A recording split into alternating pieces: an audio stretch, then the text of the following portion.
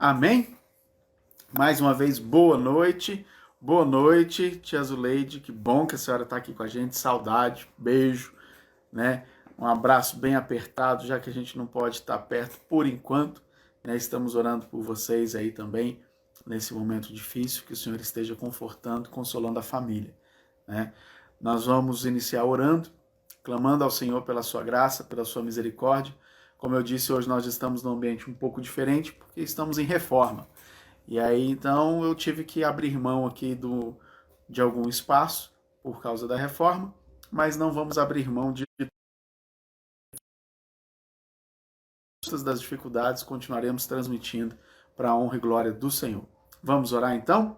Feche seus olhos aí onde você está, apresente sua vida diante do Senhor e falemos com Ele então em oração. Soberano e eterno Deus, nós queremos te agradecer, te louvar e te exaltar pela tua graça e pela tua misericórdia que tem nos alcançado.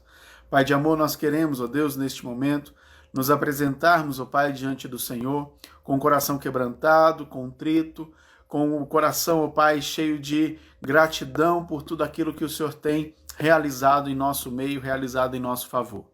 Pai, muito obrigado pelas dádivas que o Senhor tem derramado em nossos corações, pelo sustento, pelas tuas misericórdias que se renovam, pelo teu guardar, ó Deus, nos protegendo.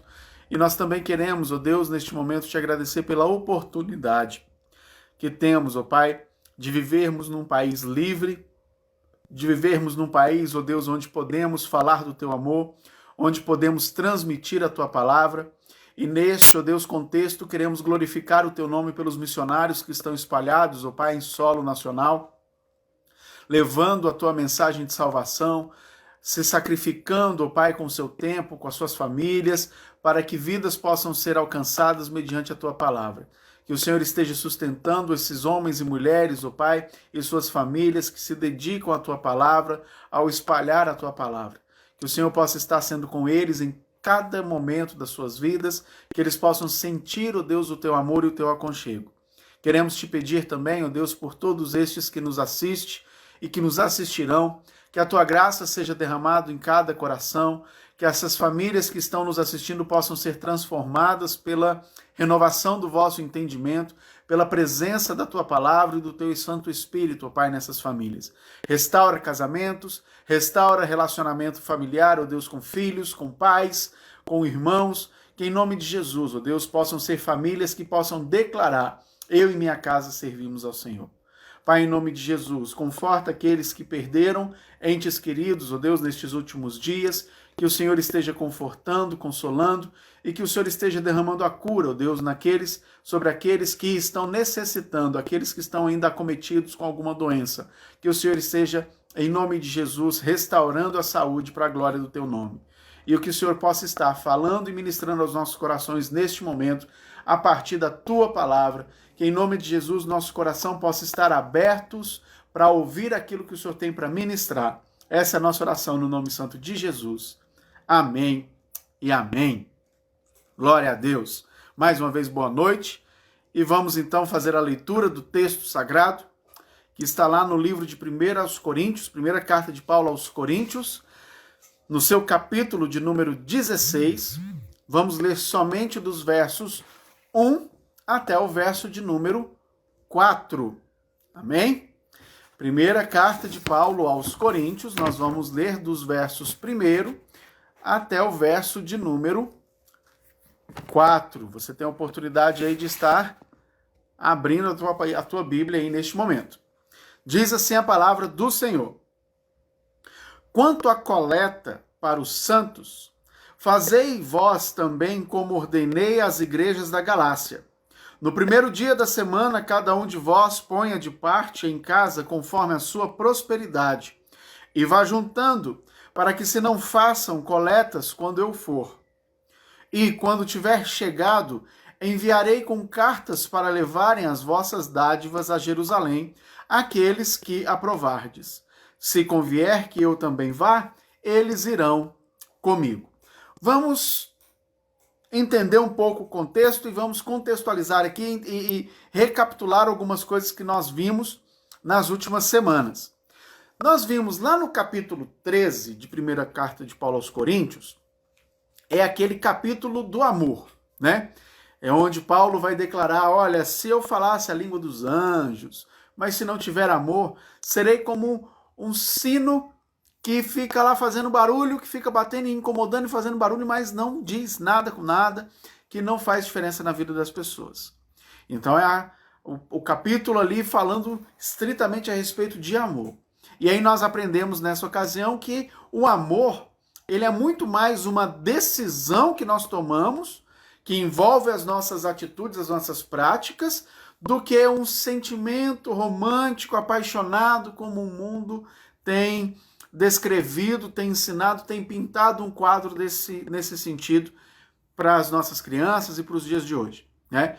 Então, amor é muito mais uma decisão que tomamos de amar uns aos outros, até porque Cristo não nos dá uma opção de termos um sentimento de amor para com os outros, porque o sentimento pode acabar, né? A partir de uma traição, a partir de uma briga, esse sentimento pode acabar, mas aí ele então diz, olha, amem uns aos outros.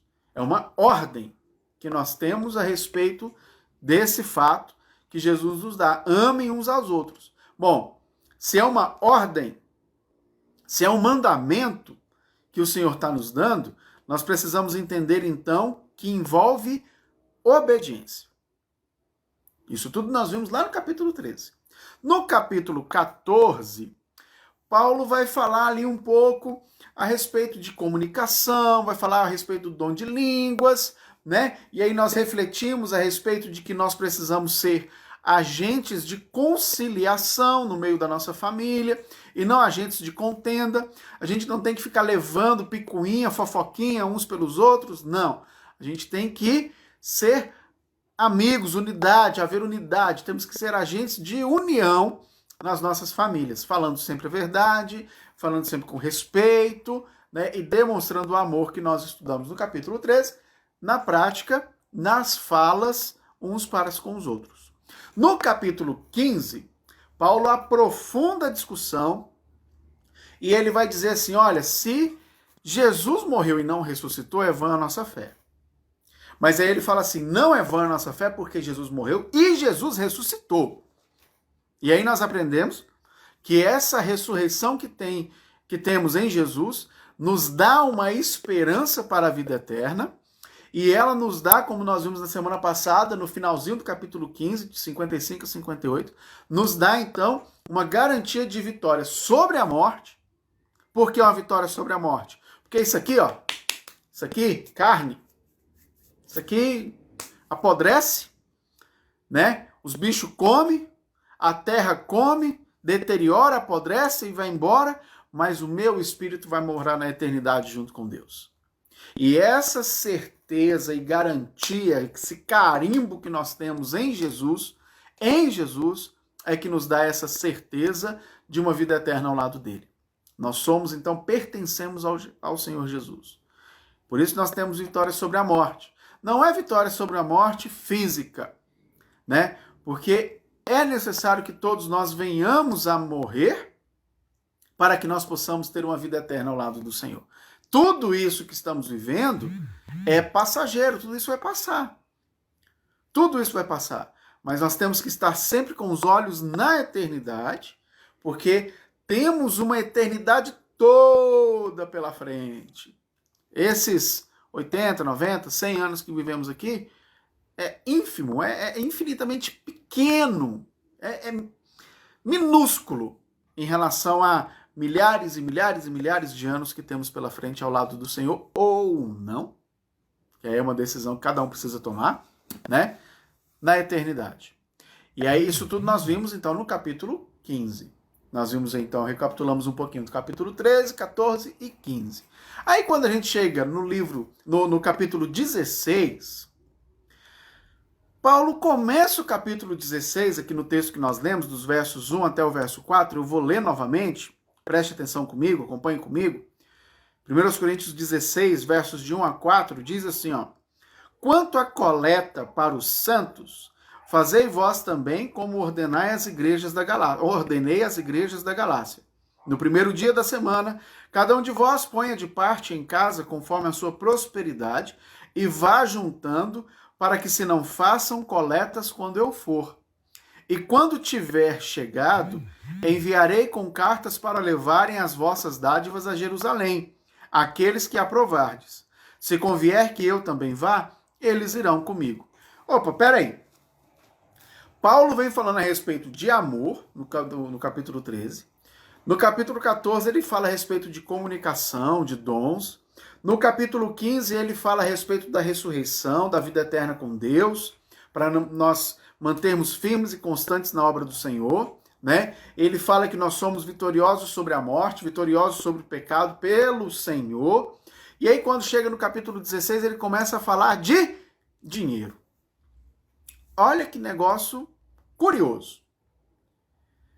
Parece que Paulo está construindo toda uma teologia, todo um pensamento espiritualizado, né? A respeito do amor, da comunicação, da comunhão, da ressurreição, muito espiritualizado, mas quando chega no capítulo 16, ele começa a trazer para o mundo, para trazer para a terra. Ele sai do espiritual e começa a trazer para o carnal, digamos assim. Mas não é isso que está acontecendo. Nós precisamos entender que nós somos mordomos. O que isso quer dizer? Nós estamos aqui para cuidar de tudo aquilo que Deus tem nos dado. Tudo. Eu estou aqui para cuidar desse óculos. Ah, mas foi eu que comprei, esse óculos é meu. Eu comprei porque Deus me deu um emprego, porque Deus está me sustentando nesse emprego, porque Deus está me dando condição de trabalhar, e aí por eu ter condição de trabalhar, pela dependência do Senhor, eu tenho meu salário e tive condição de comprar meu óculos. E aí eu sou obrigado agora a cuidar desse óculos que o Senhor me deu. A dependência do Senhor. Da camisa, do cabelo, do peso, né? Da minha família. Ou seja, eu preciso cuidar de tudo aquilo que o Senhor tem me dado. Inclusive do meu dinheiro. Eu não estou aqui e não vou falar para ninguém, que não vou pedir dinheiro para ninguém. Não é nada disso. Mas é para nós entendermos que as nossas finanças também são espirituais. Também são bênçãos espirituais. E aí nós precisamos zelar e cuidar disso. E aí Paulo vai falar uma forma que a gente tem de zelar e cuidar disso. Como? Oferta, ajuda, cuidado, zelo uns pelos outros. Nessa época em que Paulo está escrevendo, a igreja de Jerusalém estava passando por sérios problemas, sérias dificuldades. Por quê? Sérias dificuldades. Era uma igreja que estava atuando na sociedade, estava cuidando de pobre, de viúva, né, do necessitado, do órfão. E aí, por cuidar dessas pessoas, eles estavam precisando de mais recursos. Então, a igreja estava atuando na sociedade, estava abençoando a sociedade com os seus recursos, e aí esses recursos começaram a faltar. Nos dias de hoje, se a gente for parar para observar, se nós ajudarmos todo mundo que precisa, nós vamos passar a ser aqueles que precisam de ajuda em algum momento. Que foi o que aconteceu com a igreja de Jerusalém. E aí Paulo, então, faz o quê? Assim como ele ensinou nas igrejas da Galácia, ele ensina na igreja de Coríntio e fala o quê? Vamos levantar uma oferta para mandar para a igreja de Jerusalém para que outras pessoas possam ser abençoadas. Paulo nos ensina 3 coisas nesse texto. Primeira coisa que eu aprendo nesse texto com Paulo, está lá no verso 2, quando diz assim, no primeiro dia da semana. Ele me ensina, então, que a oferta, né, a ajuda, ela é voluntária e ela precisa ser rotina na vida do cristão. Como assim? Não pode haver aquele pensamento no sentido de já ajudei uma pessoa que bateu na minha porta pedindo comida, eu dei um saco de arroz, já fiz minha boa ação, não preciso ajudar mais ninguém o resto do ano. Não é assim. Precisa haver uma rotina, precisa haver uma prática cotidiana. Paulo vai dizer, olha, no primeiro dia da semana, não é uma vez no ano, uma vez na vida. Por que ele diz uma vez na semana? Naquele contexto, as pessoas recebiam semanalmente. Hoje, no contexto assalariado que nós temos, as pessoas recebem uma vez por mês. Então, é prática e precisa ser uma prática constante que nós dediquemos uma parte daquilo que recebemos para ajudar outras pessoas. Isso é uma prática cristã. Isso é uma orientação cristã. Isso é uma evidência cristã. Por que é uma evidência cristã? Nós vamos ver já já, a gente vai entender um pouco mais a respeito disso. Então a oferta precisa ser uma rotina na vida do crente. Ah, pastor, mas eu não ajudo não. Porque se eu ajudar, a pessoa vai vender, a pessoa vai beber, vai usar droga e tal, não sei o quê, não sei o quê, não sei o quê. Meu irmão, entenda uma coisa. O que ele vai fazer com aquilo que ele recebeu, ele vai prestar contas para Deus. Mas a minha parte, como cristão, eu fiz. Teve uma vez que nós estávamos, no início do ano, em março, nós estávamos de férias em Porto Seguro. E aí eu fui na farmácia, não me lembro o que eu fui comprar lá na farmácia, e um homem, assim, mal vestido e tal, me pediu ajuda, porque ele estava precisando comprar fraldas para o filho dele. Eu fui lá, comprei um pacote de fralda, dei para ele, ele foi embora, e aí o atendente virou para mim e meio que chamou minha atenção. Por que eu estava ajudando ele? Porque aquilo era um picareta. E eu falei, olha, a minha parte eu fiz. Se ele vai agir de má fé, ele vai se ver com Deus. Aí é a resposta dele com Deus. Mas a minha parte, eu fiz. Tenho meu coração tranquilo que eu fiz mediante aquilo que o Senhor me deu condição e me orientou a fazer. Então, a ajuda a outras pessoas precisa ser uma rotina na vida do cristão. Uma rotina na vida do cristão. Segunda coisa que eu aprendo nesse texto. Toda ajuda, ela é voluntária conforme a capacidade de cada um. Capacidade de cada um. Olha no verso 2. No primeiro dia da semana, cada um de vós ponha de parte em casa conforme a sua prosperidade. Aquele que ganha mais, aquele que tem mais condição, vai ajudar mais do que aquele que tem menos condição. Mas é importante que haja esse entendimento de ajudar mutuamente uns aos outros, contribuir mutuamente uns aos outros. Não pode haver a desculpinha, mas o meu salário é pouco. Seu salário é pouco, mas será que não tem condição de comprar um pacote de biscoito água e sal que é R$3 e ofertar para alguém, para ajudar para alguém que está passando necessidade? Será que não tem condição de separar R$10 para ofertar para alguém que está precisando comprar o gás? Será? Eu acredito que tem sim condição. Principalmente quando nós estamos debaixo da dependência do Senhor. Terceira coisa e mais importante que eu aprendo nesse texto. Mais importante que eu aprendo nesse texto. Está lá no verso 1. Quanto à coleta para os santos, fazei vós também como ordenei. Palavra importante. Paulo não está dizendo assim, fazei como eu estou sugerindo. Fazei, se der. Fazei como eu ordenei. Ajudar a quem precisa é uma questão de obediência. Ajudar a quem precisa, ajudar o próximo, é uma questão de obediência. E para a gente entender isso um pouco mais a respeito dessa obediência, olha o que diz Mateus 7, verso de número 12. Tudo quanto, pois, quereis que os homens vos façam, assim fazei-o vós também a eles, porque esta é a lei e os profetas. Sabe o que isso quer dizer? Isso quer dizer que num ditado popular o mundo dá voltas. Isso quer dizer que hoje você está ajudando, amanhã você pode estar precisando. Tá entendendo? Hoje você é quem ajuda, amanhã pode ser você quem precise. Então faça com o outro aquilo que você quer que façam para você. Se fosse você gostaria de ser ajudado? Se fosse você Você gostaria que as pessoas te abençoassem? Então abençoe. Que o mundo dá voltas. A gente não sabe o dia de amanhã. Quem teme a Deus, quem obedece ao Senhor e ajuda ao próximo, pode ser que um dia precise desse próximo para ser ajudado também. Nós estamos vivendo um momento em que muita gente perdeu emprego, perdeu renda, perdeu ente querido. Então tem muita gente que antes ajudava, que hoje está na situação que precisa de ajuda.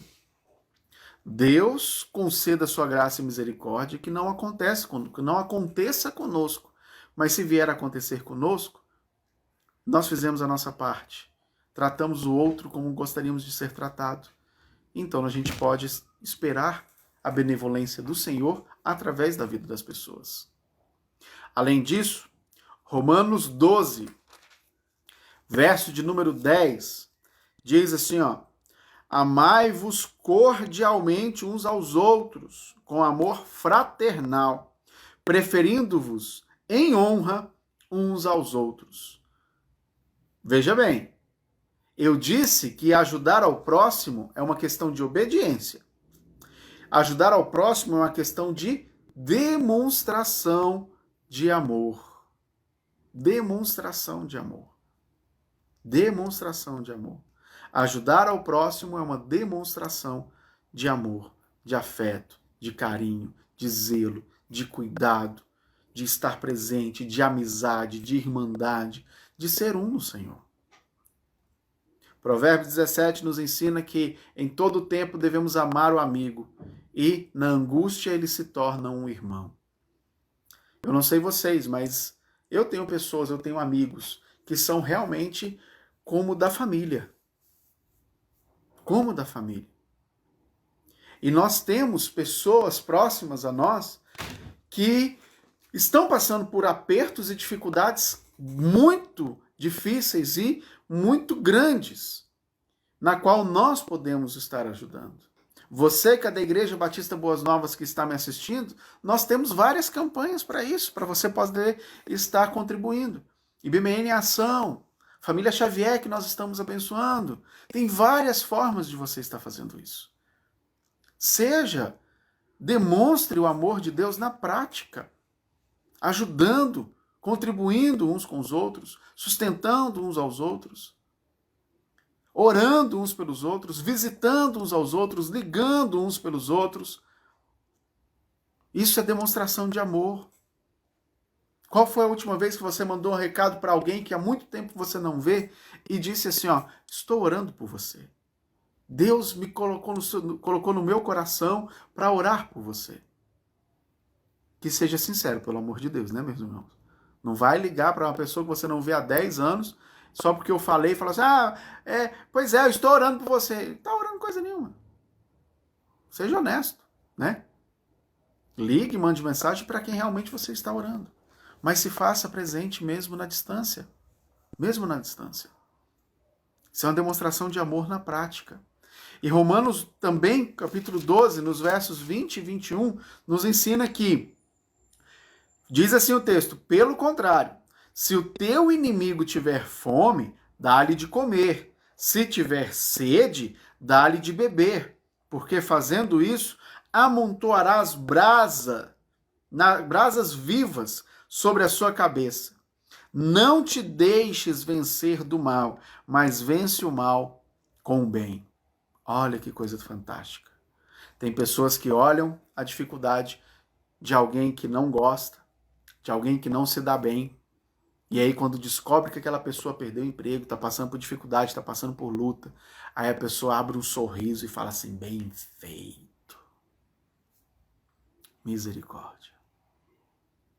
A Bíblia é clara em relação a isso. É inimigo, você não gosta, não se dá bem, te fez algum mal contra você, te deu alguma rasteira em algum momento, te caluniou em algum momento, te traiu em algum momento, está passando por necessidade essa pessoa? Alimente. Mostra a diferença que Cristo fez na sua vida. Mostre o amor de Cristo na prática. Por quê? Porque é essa pessoa que caluniou, que falou mal de você, que puxou seu tapete, quando ela ver a ação, a atitude de um cristão genuíno em você, vai ser como brasa na cabeça dela, vai queimar, ela vai ficar incomodada. Ela vai falar assim, como é que pode? Eu fiz tanto mal para essa pessoa, como é que ele pode agir desse jeito comigo? Não tem explicação. Ele pode achar que não tem explicação, mas nós conhecemos a explicação. Está na Bíblia. Mandamento do Senhor. Orientação de Jesus. É uma questão de obediência. Não é uma questão de gosto. Não é uma questão de eu acho que é certo. Não é uma questão de fazer o bem porque eu gosto da pessoa, porque é minha família. É uma questão de obediência. Fazer o bem a todos, independente de quem seja, independente do que fez. Faça o bem. Reflita aí na sua casa, nesse momento. E responda para você mesmo, com toda a sinceridade do seu coração. Se um traficante, que você sabe que o cara é barra pesada, o cara é assassino, o cara é ruim, o cara é mau, estivesse passando fome e batesse na sua porta, pedindo um prato de comida, o que você faria? O que você faria? Aí eu te digo, Jesus, quando ele estava na cruz, nos seus últimos momentos aqui como homem, ele olhou para os seus torturadores, ele olhou para os seus assassinos e olhou para o céu e disse assim, Pai, perdoa-lhes, porque eles não sabem o que fazem. Você acha que Jesus faria a mesma coisa que você? Você acha que Jesus alimentaria esse traficante? Pois ele alimentou com a sua própria vida. E nós ficamos de burburinho, escolhendo a quem ajudar ou não. Gálatas 6:10 diz o seguinte, Gálatas capítulo 6, o verso de número 10, diz assim, por isso, quando tiver oportunidade, façamos o bem a todos, mas principalmente aos da família da fé. Quando nós obedecemos a Deus, nós fazemos tudo e ajudamos a todos em um momento oportuno. E meus irmãos, eu desconheço o momento mais oportuno do que 2020 para demonstrar carinho, afeto e o amor de Deus na prática, ajudando uns aos outros. De verdade. É um momento extremamente oportuno que nós temos de demonstrar essa obediência no zelo e no cuidado uns com os outros. Eu estou falando a respeito de ajuda material, financeira, mas entenda que essa ajuda é muito mais profunda. É uma oração que você faz, é uma ligação que você faz, é uma mensagem que você manda, é um vídeo que você grava e manda para sua família, manda para alguém. É um áudio que você ouviu bonito e mandou para alguém, é uma música que tocou seu coração e você mandou para alguém. Tudo isso ajuda as pessoas a passarem por momentos difíceis. Ajuda e fortalece as pessoas a enfrentarem esses dias terríveis que tem sido 2020 e para outras pessoas dias terríveis que está sendo há muito mais tempo.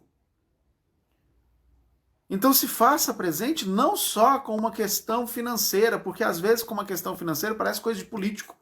Como assim, pastor, coisa de político? Aparece lá na hora da ajuda, tira foto, sabe? Tira uma selfie lá para mostrar com uma mão entregando a cesta básica e a outra tirando a selfie, só para mostrar que fez alguma coisa. Que não seja desse jeito, mas que seja realmente um amor genuíno, como nós aprendemos lá no capítulo 13, que é um amor de decisão. Eu decido amar, eu decido praticar, eu decido fazer porque Cristo me fez vencedor sobre a morte, Cristo me fez vencedor sobre o pecado, a partir da vida dele, ele me faz vencedor sobre essas coisas, e sendo vencedor eu vou abundar na graça e misericórdia do Senhor. Eu vou abundar na obra do Senhor, sabendo que o meu galardão não é vão no Senhor. Sendo assim, eu vou obedecer e vou ajudar, porque eu sei que estarei honrando ao meu Deus fazendo dessa forma. E, para finalizar, 1 João 3,17 diz que aquele que possuir recursos deste mundo e vir a seu irmão padecer necessidade e fechar-lhe o seu coração, como pode permanecer nele o amor de Deus? João que está perguntando, sou eu não. João está fazendo essa pergunta em 2020 para todos nós. Se eu tenho condição, vejo meu irmão passando necessidade e fecho o meu coração, fecho os meus olhos para isso, como é que eu posso declarar que amo a Deus? Como é que eu posso declarar que o amor de Deus está em mim? Amor é uma questão de prática. Por isso é decisão. Não é um sentimento que some na primeira dificuldade, mas é uma decisão de se manter firme e fiel e forte na presença do Senhor. Demonstre o amor de Deus na prática. 1 João 3,16 diz assim, nisto conhecemos o amor, que Cristo deu a sua vida por nós, e devemos dar nossa vida pelos irmãos. A maior prova de amor e doação que nós podemos ter uns pelos outros é nos doarmos uns pelos outros. E esse nos doarmos envolve recurso financeiro, envolve recurso de tempo, envolve recurso emocional, um ombro amigo para chorar, e envolve recurso espiritual, um joelho amigo disposto a orar, uma mão disposta a contribuir, um ombro disposto a suportar e um joelho disposto a orar. É assim que se demonstra o amor de Deus na prática. Que nós possamos aprender e obedecer ao Senhor na prática do amor. Amém? Vamos orar? Feche seus olhos aí onde você está e vamos nos apresentar diante do Senhor mais uma vez. Soberano Deus, nós te louvamos, te exaltamos e te glorificamos pela tua graça e misericórdia que tem sido derramada em nossos corações. Pai, muito obrigado, Deus, porque nós temos, ó Pai, esse privilégio de fazer essa transmissão da tua palavra, de termos, ó Deus, esse privilégio e esse acesso à comunicação que nós temos aqui no Brasil, de modo tão tranquilo. E nós queremos te pedir em nome de Jesus, que o Senhor venha nos incomodar a sermos obedientes e ajudarmos cada vez mais, porque o Senhor tem nos abençoado. Que nós possamos realmente ter essa cotidiano, Deus, essa prática cotidiana, rotineira, de contribuir e ajudar uns aos outros, ó Deus, aqueles que estão necessitando. Que nós possamos, ó Pai, de forma prática, ofertar, de forma prática, ó Deus, oferecer nosso ombro para aqueles que precisam, de forma prática, ó Deus, nos ajoelharmos diante do Senhor e clamarmos uns pelos outros, demonstrando o amor de Deus na prática. Pai, clamo a Ti, ó Deus, sustento sobre aqueles que estão padecendo necessidade. Que o Senhor não venha deixar faltar nada. Que o Senhor possa estar fortalecendo, Deus, o coração daqueles que estão em dificuldade. Nos lembramos de tantas pessoas, ó Deus, que o Senhor possa estar, em nome de Jesus, confortando, consolando essas pessoas e, em nome de Jesus, fortalecendo no Senhor. Sabendo realmente, ó Deus, que o sustento não vem de pessoas, vem do Senhor. O Senhor é quem põe no nosso coração, ó Deus, o desejo de contribuir, de ajudar. E o Senhor, ó Deus, que nos orienta, que nos ordena, ó Pai, que dá, ó Deus, uma ordem para nós, um mandamento a ser seguido. Que nós possamos obedecer a qualquer custo. E que o Senhor nos dê uma semana, ó Deus, um restante de semana abençoado na Tua presença. Assim nós oramos, ó Deus, em nome de Jesus. Amém e amém. Deixa eu ver aqui com quem que eu não falei que chegou um pouquinho depois. A Vanessa acenou aqui pra gente. Boa noite, Vanessa. Deus abençoe. Boa noite, Carlos, aí para as crianças. Isaac. Boa noite, Isaac. Que bom que você está aqui com a gente. É sempre um prazer imenso ter você aqui nos assistindo. A irmã Lourdes também está assistindo, junto com a vozinha, com a Renata, com as crianças. Salete também está assistindo. Deus abençoe, Salete. Estamos em oração aí por você, pela sua família. Aparecida Oliveira, lá do Goiás, minha mãezinha. que bom que a senhora está aqui, Deus abençoe o papai. Pastor Cleito, que bom, Pastor Cleito, Deus abençoe. Irmã Leia, os meninos. Dinalva, chegou um pouquinho atrasada, mas acompanhou para a honra e glória do Senhor. Chegou no momento certo do Senhor, no momento oportuno. Ângela Márcia, Deus abençoe, Ângela, que bom que você está aqui com a gente também. A professora da Mirelinha. A Simone, Si, que bom te ver por aqui. Quanto tempo, saudade de vocês. Vocês moram no nosso coração e estamos orando aí pela sua família, tá? Bom, como eu sempre gosto de lembrar, eu sou o pastor Rodson, um dos pastores da Igreja Batista Boas Novas, especificamente na QNR, né? Muito obrigado por me acompanhar, muito obrigado por assistir até aqui. Você que está assistindo aí por outros canais, por outras salas de vídeos de outras pessoas, muito obrigado por assistir, muito obrigado por acompanhar. Compartilhe com outras pessoas, né? Que o Senhor possa te abençoar em nome de Jesus e te dar uma noite abençoada na presença dele. Muito obrigado mais uma vez. E não deixe de compartilhar com os seus amigos. Seja um missionário virtual aí neste momento que estamos vivendo. Deus abençoe, meus irmãos. Uma boa noite em nome de Jesus.